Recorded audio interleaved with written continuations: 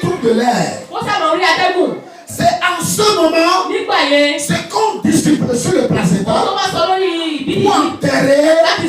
C'est ça qui se passe sur la vie de l'enfant. Si quelqu'un veut détruire la vie de l'enfant, il suffit qu'il plante le placenta et prononcer des incantations. Trouver une pierre, trouver un piment et mettre dessus et faire des déclarations. Si cet enfant ne rencontre pas Jésus vivant, il va souffrir toute sa vie. Je voulais prier pour ces personnes. Tout ce qui a été fait sur ton placenta, au moment où tu entends ma voix, c'est détruit au nom de Jésus. C'est détruit au nom de Jésus. C'est détruit au nom de Jésus. Dis-moi un amen au pied.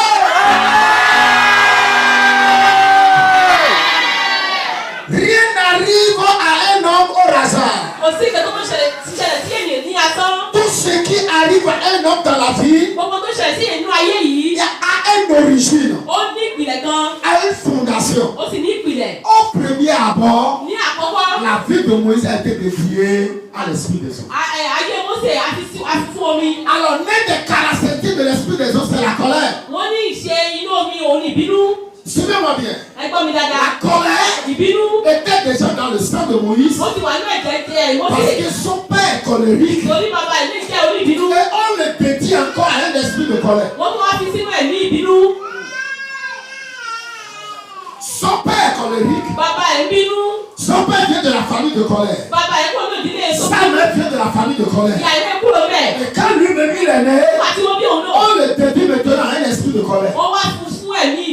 Qu'est-ce qu'il va finir par faire? Il va manifester la colère.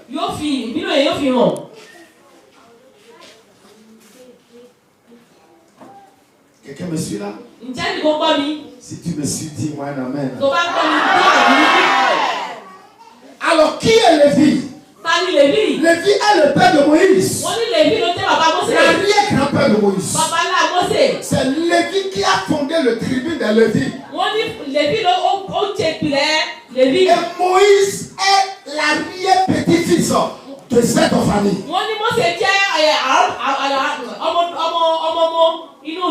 Et dans le livre de Genèse chapitre 49, le verset 5 au verset 7. C'est bon? Oui. C'est bon. Ah.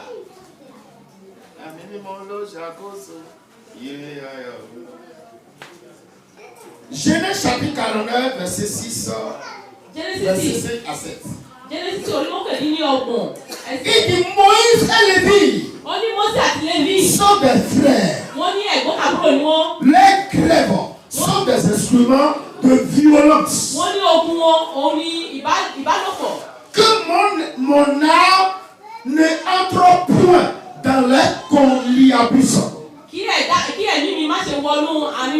Que mon esprit ne s'unit point à leur assemblée.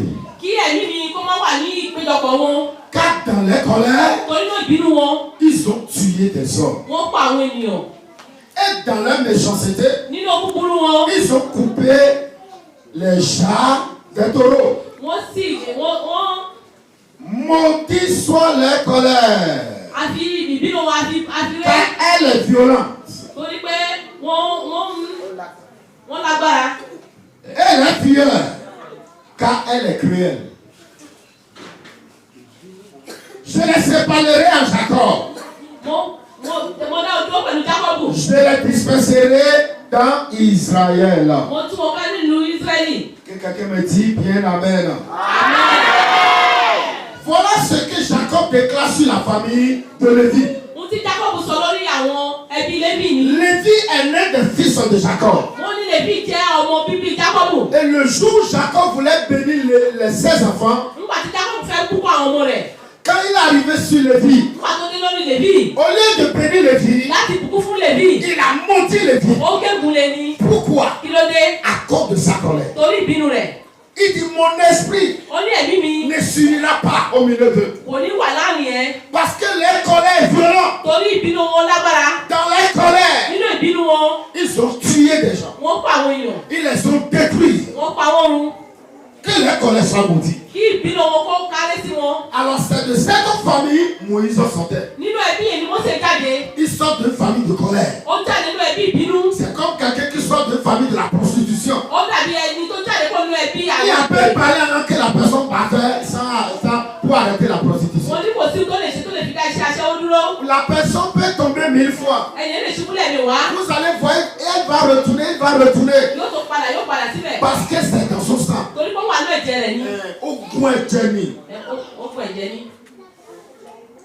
On doit vraiment prendre la personne en délivrance.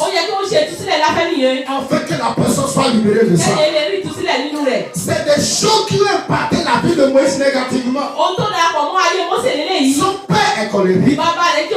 Sa mère est colérique. Il a été livré à un esprit de colère. Il n'a pas le choix de manifester la colère.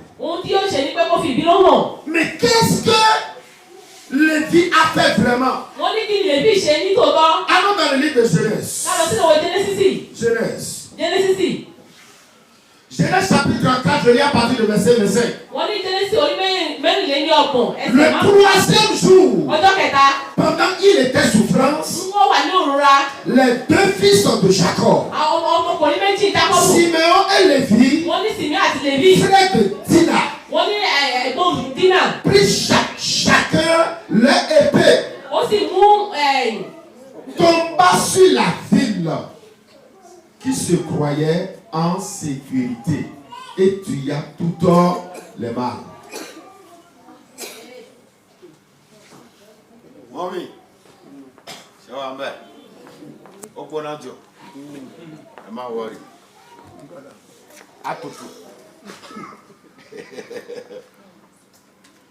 Suivez-moi.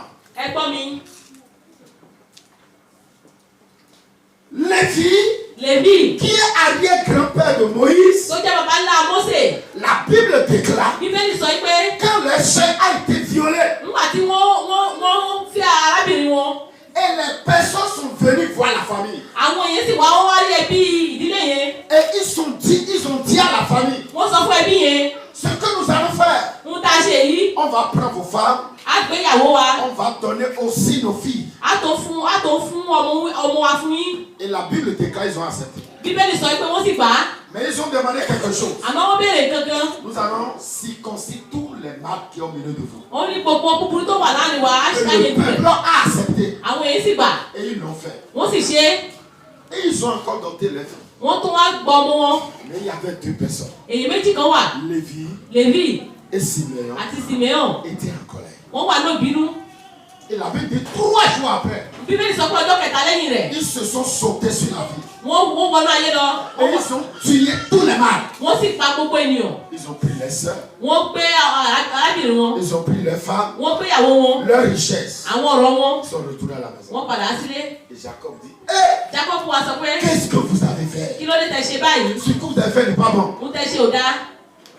Et le jour de la bénédiction, au lieu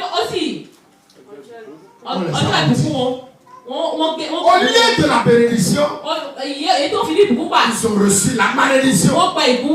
La troisième chose de la vie de Moïse, qui a empêché, qui a rattrapé Moïse, c'est la malédiction de Jacob, qu'il a déclaré sur la famille, sur la lignée. Bien aimé,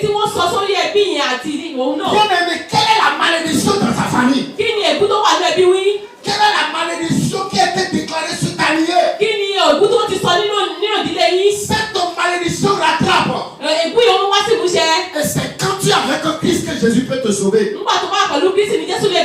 J'ai été choqué personnellement. Il y a 4 à 5 jours, j'ai constaté que quelque chose depuis ma famille voulait me rattraper. Je ne vous donnais pas les explications. Mais j'étais étonné.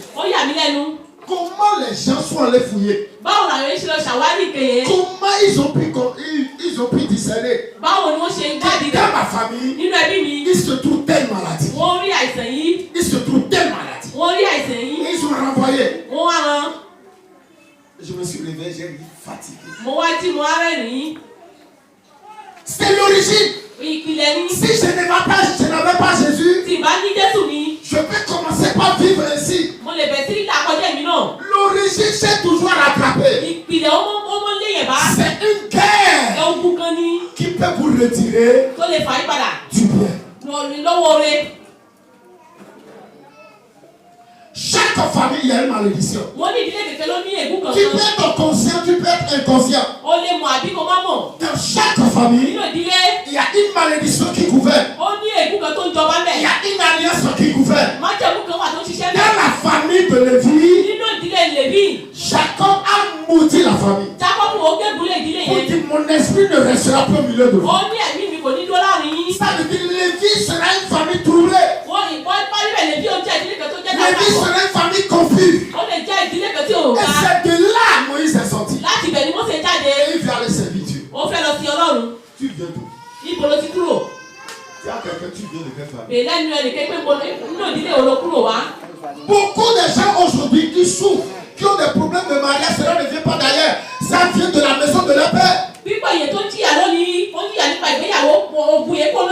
tu fais les affaires maintenant, ça ne marche pas. C'est pas leur faute. Ça vient de la maison de leur père. Un jour, j'ai été choqué. Je suis allé voir mon père. Je l'ai fait asseoir. J'ai dit, vieux, raconte-moi l'histoire de la famille. Depuis arrière-grand-père. Depuis arrière-grand-père. J'ai dit, je vais comprendre. Parce que le Seigneur m'a envoyé vers toi. Un jour, je lui ai acheté à manger. Je lui ai acheté, il a pris. Comme mauvais aime beaucoup l'histoire. On est resté là-dedans des heures. C'est pas me parler de Ita. C'est là que j'ai compris que ce qui m'arrive aujourd'hui, c'était dans mon sang. Ce qui m'arrivait en ce temps, c'était dans mon sang. Et que je devais traiter ça. Sinon je vais accuser le gars pour rien. Moi dans ma famille, nous sommes des hommes très violents. Très violents. Très violents. Une seule personne dans ma famille peut battre 10 personnes. Peut battre 10 personnes. Et tout notre quartier a peur de nous. Même jusqu'aujourd'hui. Même jusqu'aujourd'hui. Alors que c'est notre arrière-grand-père. Il était un soldat. Chasseur, un grand chasseur. Et c'est lui seul qui va aux chasses. Il y a la tête quelque part. Et les gens n'arrivent pas à vaincre. On l'appelle pour aller. Et il va toujours seul. En revenant à la maison, il vient toujours avec la tête humaine. Sa maman dit, mon fils, qu'est-ce que tu as pour moi? Il voilà ton cadeau. Et la vieille dit, mon fils, qu'est-ce que tu es en train de faire? Imaginez, tu viens d'une famille pareille. Tu viens à l'église seulement, tu critiques. Olúwa aussi. Bàbá wọn tó ti ṣe fún mi ó ti dá o. Ògòrì forúkọ rẹ̀. Káyọ̀ ìṣẹ̀lá ṣàlàyé. Ayé ẹ̀ kò lè yí padà. Ça va changer. Kò lè yí padà. Je parle de ma famille afin que tu regardes ta famille. Un jour, le vieux me parlait de la tête jusqu'au pied. Depuis l'arrière-grand-père. Le grand-père. Et sur son grand-père. Il est venu sur lui-même. Il est venu sur chaque enfant. Et même des choses qui m'ont été dites. Quand tu naissais, un jour, on m'a amené quelque part. Et un christianisme céleste m'a vu.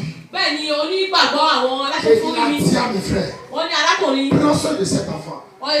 Il y a deux choses dans sa vie. Il va devenir grand dans l'armée. Soit il deviendra un grand pasteur. Je ne savais pas. C'est plusieurs années plus tard. On va parler de ça. Mais quand j'avais 7 ans, il y a quelque chose qui m'arrivait. Même jusqu'aujourd'hui, j'ai toujours envie de rentrer dans l'armée. Parce que j'ai envie de tabler, les gens qui ne se dressent pas bien là, il faut les fesser, il faut les dresser. Dis-moi la main pour que je parle. Dis-moi la main pour que je te parle. C'est pour ça David, quand les gens disent mon enfant, il ne se se redresse pas. Il faut le corriger. Il dit, ah, si je pas ton enfant maintenant, tu ne seras pas là, tu vas pleurer. C'est moi, quand je vais taper des fois, je ferme. Je dis, madame, sort. Il doit bouger fait trop dur. Là, on va rester.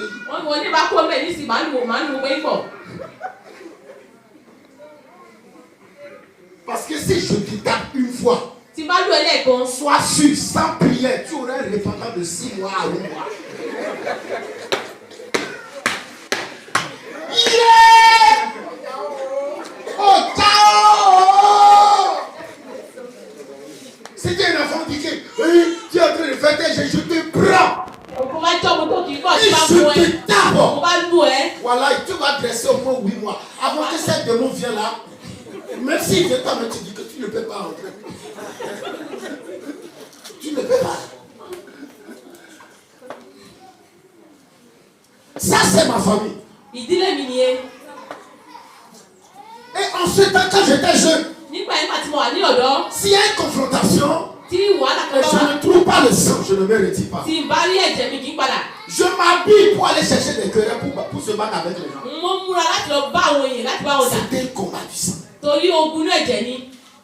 Quelqu'un me suit? Dis-moi, il en met bien.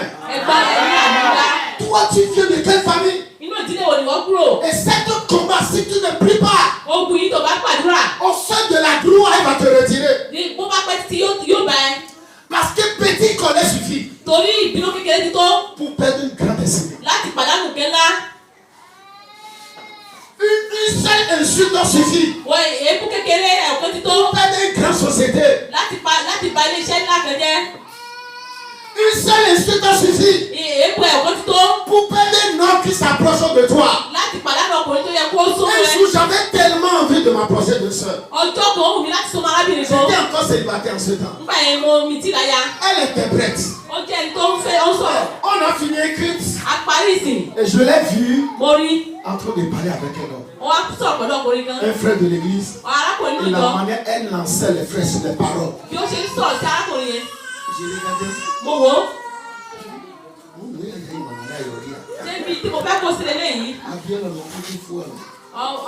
Quand on a fini, j'ai dit à mon frère, dossier annulé.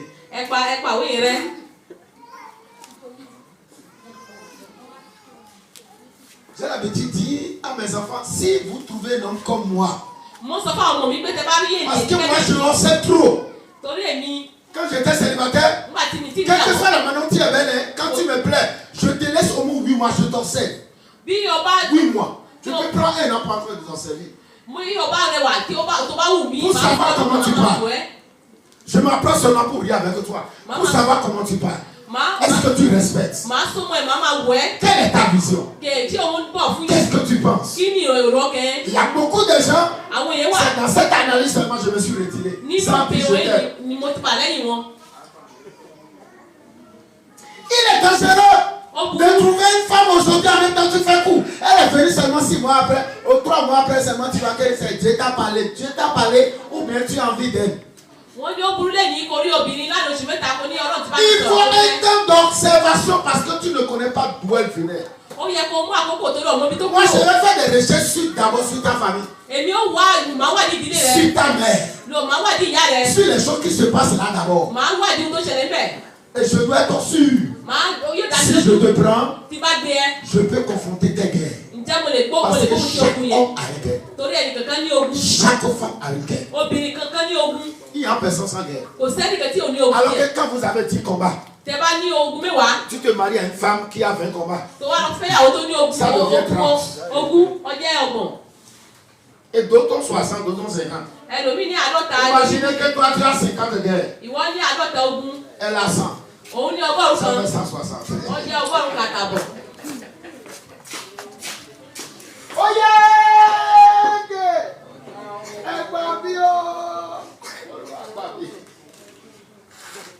Je peux prier pour quelqu'un. Avant de pouvoir le passer à toi-même. Pour le voir que c'est tout d'abord. Alors, on tourne voir ensemble. Alors, on tourne voir ensemble. Que quelqu'un me dit fire.